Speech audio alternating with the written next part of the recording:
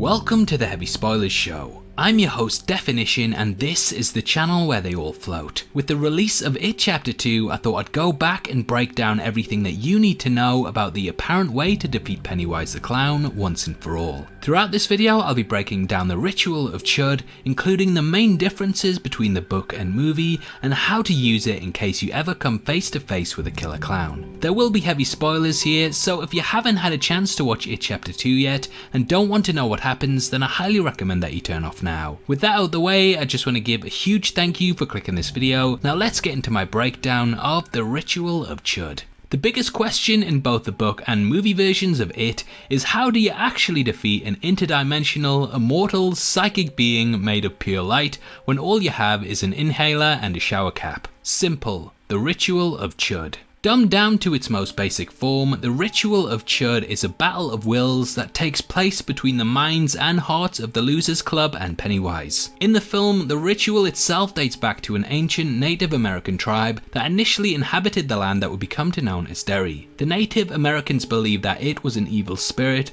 or demon similar to the Wendigo, and that the only way to get rid of it was to trap its essence in a container. Depending on which version you check out, either Bill or Mike discover this ritual, and according to the legend, it's the only way to defeat the creature. In the original source material, the Losers Club performed the ritual as children and later as adults. In the first ritual, the group believed that silver would kill it due to its prominence in horror movies, where it was often used to defeat vampires and werewolves. However, we later learned that because the children believed that it was powerful, that it took on the powers. After Bill researches the creature, he discovers that the ritual originates from a Himalayan tribe, and during the ritual, if the creature you're performing it on sticks out its tongue, you must stick out yours too, and these will overlap, and you can bite into the creature and thus enter its mind. It's very sort of metaphysical and is to do with the connection that will be brought from being locked eye to eye with the monster, though anyone who asks to French kiss Pennywise is asking for trouble. Bill as a child enters Pennywise's mind and meets a giant space turtle called Maturin,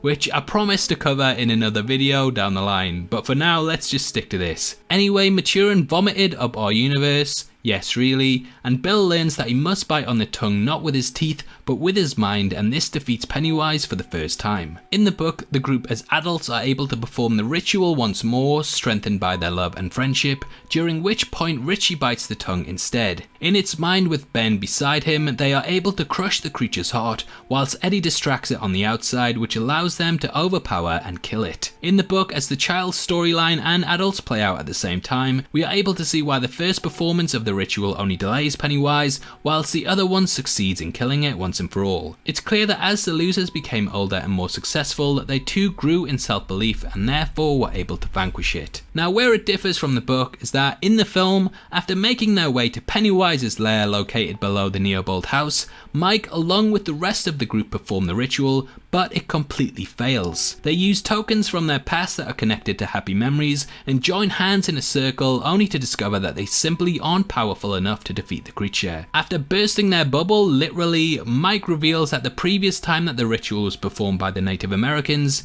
it too did not work, but he believed that it would for them due to their connection. The Losers Club still end up beating Pennywise, however this is through pure belief, even without the aid of the ritual. This is because they are no longer afraid of the character and believe that even with just words they are stronger than it and can overpower it. Whilst the ritual is seen as a failure, it still helps in some ways, as it allows them to know their belief is strong enough to manipulate Pennywise to revealing its true form, and thus it's possible to use willpower to end the creature. Whilst I've seen some people say that the Losers Club managed to defeat Pennywise by making it feel like it had no date for the prom, it's actually a lot more complex than that. Pennywise exists because of fear and it feeds on it.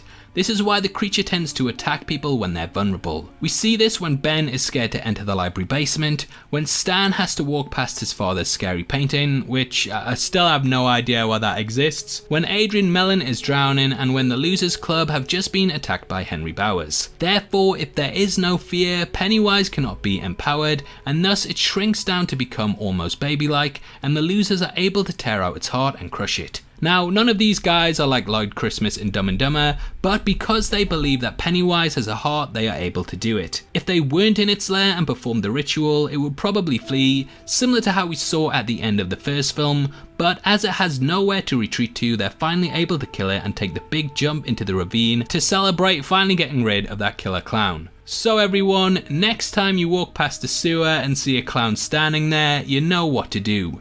Just wrap your tongue around its tongue, stare into its eye, enter its mind, and overpower it with your will by calling it Ronald McDonald or something. Yeah, just make sure you drop a like if I've saved your life. Best of luck with that. Now obviously I'd love to hear your thoughts on the Ritual of Chud and how you'd fight a killer clown if you came face to face with one. Comment below and let me know, and if you enjoyed this video then please give it a thumbs up and make sure you check out my breakdown of everything you need to know about Pennywise, which will be linked at the end. I go over the character's entire history, origins and more, so it's definitely worth checking out if you want something to watch after this. If you want to come talk to me about movies, TV shows, games and comic books, then you can follow me on Twitter at DefinitionYT. It's the best way to get in touch with me and is the perfect place to suggest new videos and content, so hopefully I see you over there after this. Also just want to let you know that we're giving away a free copy of John Wick 3 on Blu-ray, and all you have to do to be in with a chance of winning is to like this video, make sure that you subscribe to the channel and leave your thoughts on the Ritual of Chud in the comment section below. The winner will be chosen tomorrow on September the 10th,